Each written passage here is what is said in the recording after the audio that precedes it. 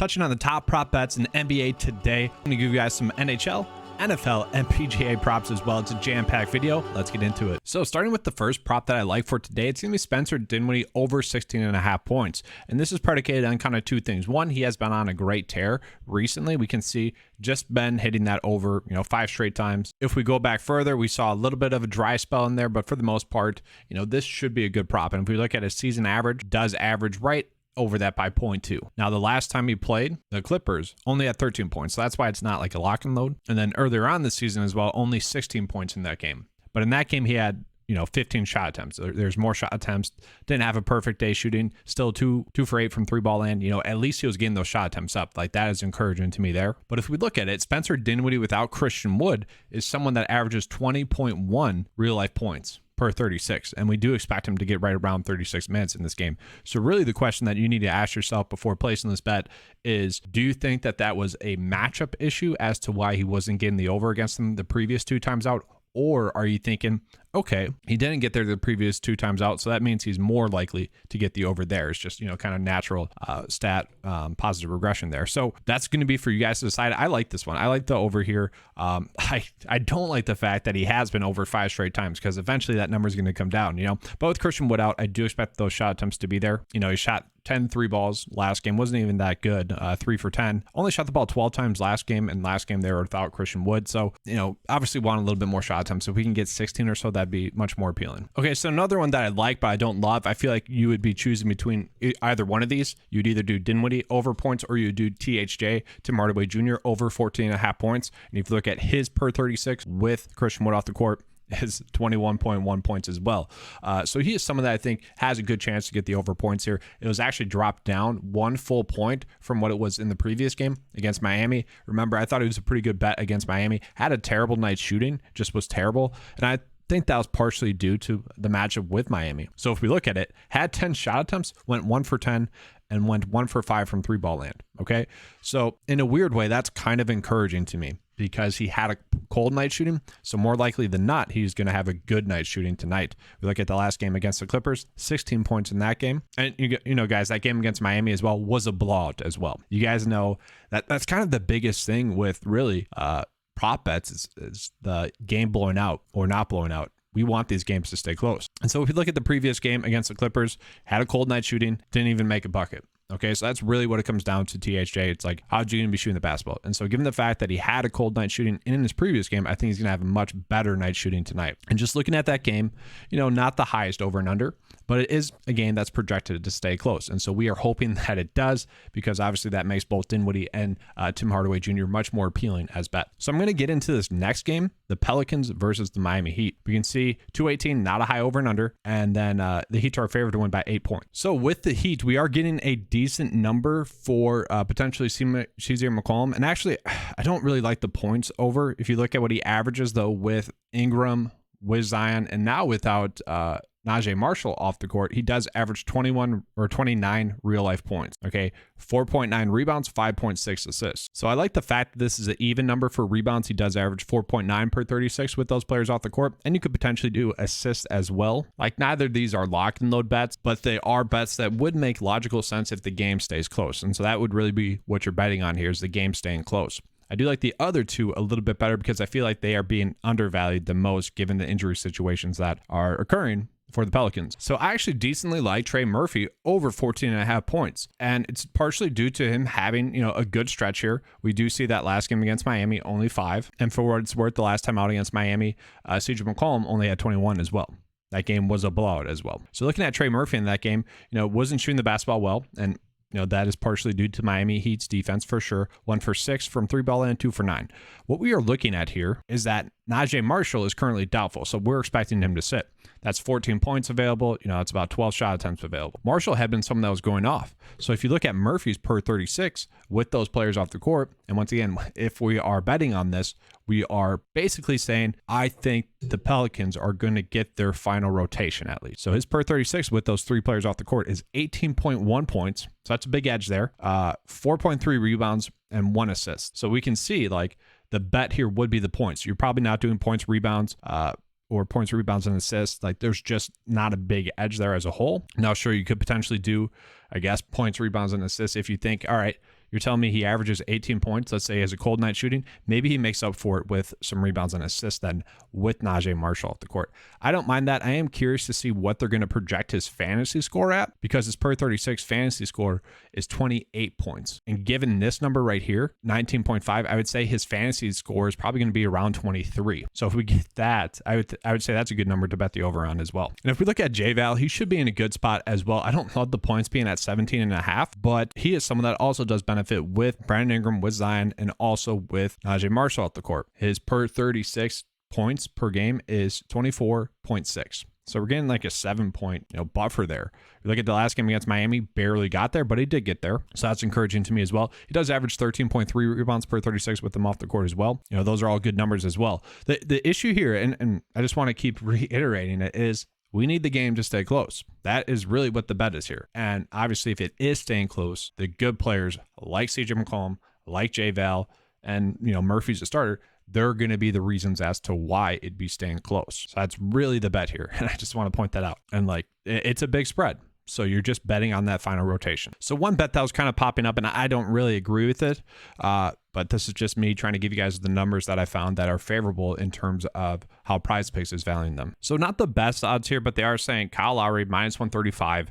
It's about a 55 or 56% chance that he's going to get the under there. And I don't really agree with that, just given it's Kyle Lowry. Typically it's over that. Did have 8 rebounds against the Pelicans, but I just want to point that out to you guys. And especially if that game does stay close, I would say he's more likely to get the over than if it does stay close. Like I said, that's what we'd be betting on if we were betting on the Pelicans. So I did want to point that out. Not one that I love. And then just kind of reversing it. If this game is a blowout, you probably want to bet the unders, maybe for Jimmy Butler, maybe for Bam, and probably for Tyler Hero. And maybe you just do first half points for them, for the Heat. If you're saying, oh, I do think that game's going to blow out in favor of Miami, you could bet some of those Miami Heat players first round overs or first half overs. So Josh Giddey is going to be a very interesting bet in general today. So just pointing out his odds on DK Sportsbook, they say he's more favored to get over 7.5 rebounds there. And if we look at assists, under 6.5 assists. So it's kind of like, what do you want to do there? You guys can bet that either way. And if we look at what Giddey has done against Denver, he has kind of struggled. 4 rebounds, 6 assists, 12 points. 1 rebound, 5 assists, 16 points. And then he had one good game, 12 rebounds, 6 assists, 4.9 or 19 points, 49 fantasy points. So we can see though, assist wise, 6, 5, and 6. So I would kind of say that's why they're thinking that he's going to get the under for 6.5 assists. And that's another game that, well, it is going to be higher scoring, but it's another game that has some potential to be a blowout. So another bet that the sportsbook likes a decent amount is going to be Curry over 5.5 assists. We can see favored by minus 135. So that tells us that the prop that PrizePicks has available might be a little bit undervalued here. So 5.5 assists, we can see he's only gotten over that one time over the past 5 games, which is clearly going to be the worry. But we can see that was just probably a strange trend, and maybe just partially due to them, blowing out some teams. He averages 6.3 on the season, so the chances are he's going to have some games here that get back to that average. He's probably going to get, let's just say, 6 assists, and I would say that's probably closer to what he's going to get tonight. And that's really what that prop is saying. All right, he's going to get back to his average, and that's one that I don't mind. Against Brooklyn. Another game that could potentially be a blowout though. So once again, that's the biggest risk with these props, is just if a game blows out, and really when it blows out. Like if it's a blowout and some starters can't get their final rotation, that hurt. If it's a blowout in the last 2 minutes, then it doesn't really matter too much. So let's do a bet based off of, the Nets potentially not being good, and getting blown out. I would say Ben Simmons under points. And this is something that I feel like we can just kind of bet on pretty good. Like if we were to get this number over the next month consistently with how the current Nets roster is, if let's say Kyrie was out, then yes, this would not be as good of a prop. But with Kyrie active, we can see that Ben Simmons is just not scoring points. He only shot the ball 7 times last game. Okay. 6 points in that game. The game before that at Phoenix, he did get thrown out. 4 shot attempts. He's actually had a good game. 10 shot attempts against the Spurs. Okay. Was able to get the over there. That's a game that he should have been able to do well against. The interesting thing to me here is that after being ejected, it seemed like his minutes could potentially be limited. They were not. And they had been somewhat limited because of foul trouble. So that is another part of this equation. It's like, are they going to be able to get Ben Simmons into foul trouble like he had been the previous games, to the point where his minutes were getting limited, and thus he was getting the under points. And we can see guys consistently kind of under those points, except for that really strong run he had in there. Besides that, really not getting this over. Okay. So with the Ben Simmons bet, it's a few things. You're assuming Kyrie's going to play. You're assuming that the game is going to be a blowout. And you're kind of assuming that he's going to be more of the Ben Simmons we have seen a majority of the season. So one prop that I found pretty interesting was actually Damian Lillard under 8.5 assists. Okay, and I was looking at the game, and it's not one that's really projected to be a blowout. Really, I start to worry about a blowout when it's 7.5 points or more.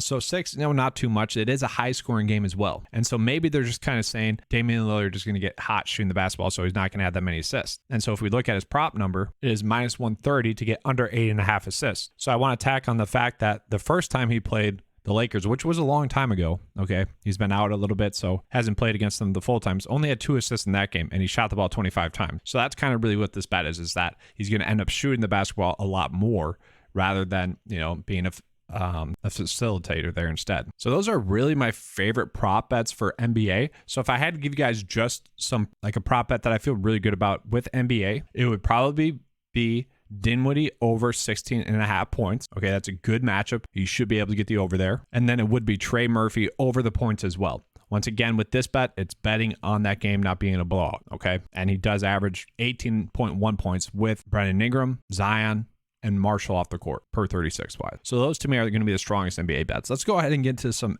NFL, PGA, and NHL bets. So one bet that I want to point out that is just very strange is going to be Joe Burrow and also Josh Allen's numbers here. So looking at them, 265, 275, okay? And if we look at DK Sportsbook, they are basically saying it's an even push for them to get the under or the over here. But we can see both of these numbers are higher than what PrizePicks has them set at. 275 for Joe Burrow and 265 for Josh Allen. Okay, so what does that tell us?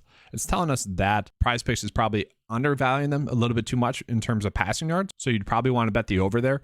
But what I like to do is they're doing this combination passing yards. And so we had the exact same one the other way yesterday with Patrick Mahomes and Trevor Lawrence. They're undervaluing their passing yards, or they're overvaluing their passing yards by like 26 yards, which obviously adds up. So if we just were to add up these two numbers too as well for passing yards for Joe Burrow and Josh Allen, they don't even add up to 545.5. They actually add up to 541, so which is a little bit strange there. And then if we look at NFL's odds here, DK Sportsbook's odds, which they're saying it's basically 50-50 chance that either go that way, the total would be 565.5. So we're getting about a 20-point buffer for the over here. So that'd be the bet. There's the over with Josh Allen and Joe Burrow. And then another bet that I decently like would be Deebo Samuel over the 13.5 fantasy points. I just think he's kind of going to be a focal point today.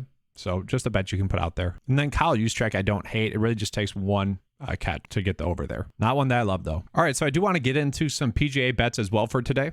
So looking at it right now, I just want to call this out. It's like the edge is actually set at the under for a lot of these bets. But let's just go by it like prop by prop. So birdie or better percentage is actually the one that is standing out the most. And it's going to be for under. So we can see the total edge, projected edge. And this is just based off of averages for the players and for the tournament, how the course is going to play. And it is the final round, guys. So typically speaking, a tournament will play harder on the final round. Like they don't want to give up easy scores. So what we can see here is that Scottie Scheffler at 6.5 birdie or better. I mean, sure, it's Scottie Scheffler, it's Tom Kim, it's Sam Burns. Like these players are scorers. They are players that can go out and score, typically speaking. But just looking at the tournament, it is one in which should play more difficult. So we can see they have been setting the birdie or betters higher, just given the fact that they were playing on 3 different courses, okay, and 2 of them are pretty easy scoring courses. This one is typically the hardest scoring course, and tack on the fact that they are going to make the tournament play a little bit harder. It just makes sense to bet the under birdie or betters because 6.5 is a lot of birdies. Okay. I'm not saying they can't do it. These are really great players. That's just what the data is telling us to do. And then lastly, the one bet that's really standing out for birdie or better matchup would be Tony Finau over Sahith Theegala. Tony Finau averages 5.6 birdies or better per round on the season, and Sahith only averages 4.54. Okay, so there's already an edge there. If we look at how many Finau scored on average this tournament, it's 6.7 and Sahith is 5.7. So chances are it's probably just going to be a push, but there is an edge there as well. So now looking at the NHL bets, we have some pretty good numbers here. These are all going to be minus 140, whether it's over or under. I'll tell you guys that. So at minus 140, these are pretty much given a 58% chance to get that number. So for Nico, it's going to be over 2.5. shots on goal. Okay, we can see been a little bit hit or miss here.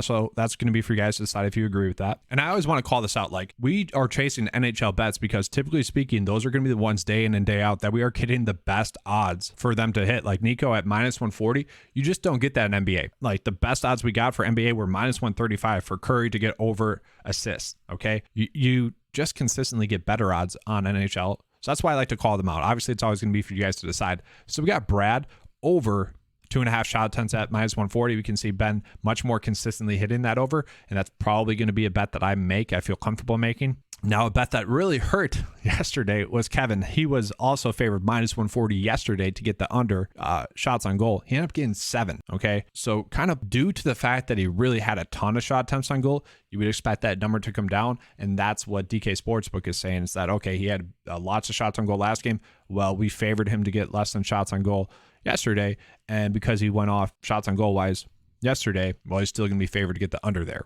So that's going to be for you guys to decide if that kind of regresses. You guys know I don't like betting unders. It's just I don't have fun with it as much. And then probably my favorite bet of the day, kind of for the same reasons as we kind of laid out for Kevin, would be Alex over 2.5 shot attempts. So in his last game, he only had 1 shots on goal. Okay, so that would tell us that he's already someone that typically averages over that. Chances are he's going to have that positive regression and get more shots on goal. So 2.5 at -140, that's going to be one of my favorite bets as well. So for today's bets, it would be Alex over shots on goal. I feel pretty good about that one. It would be Brad over 2.5 shots on goal as well. I would be betting Scotty Scheffler under 6.5 birdies or better, which I don't feel comfortable about, but that's what the data's saying. And then also Tom Kim, 6.5 birdies or better. We're going to bet the less than that there. NFL wise, we're going to bet the over passing yards for these two. Once again, that is about a 20-yard bump we get by using like DK Sportsbook's props odds for passing yards. They have that set at 565 combined, whereas PrizePicks is valuing it at less than 20 passing yards less. And then for NBA, it would be Spencer Dinwiddie over 16.5. And then Trey Murphy over his points as well. So here's what today's bet would look like. And once again, I always like to just break this down into 2-leg bets. So I'll probably end up doing that, just kind of individually betting them all at 2-leg bets. It'd be Brad, more shots on goal. Alex, more shots on goal. Scotty Scheffler, less shots on goal. Tom Kim, birdie or better. Same thing with Scotty, less shots, birdies are better.